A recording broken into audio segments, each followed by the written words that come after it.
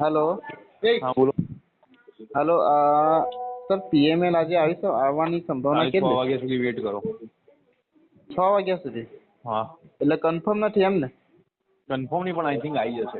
Okay, thank you sir.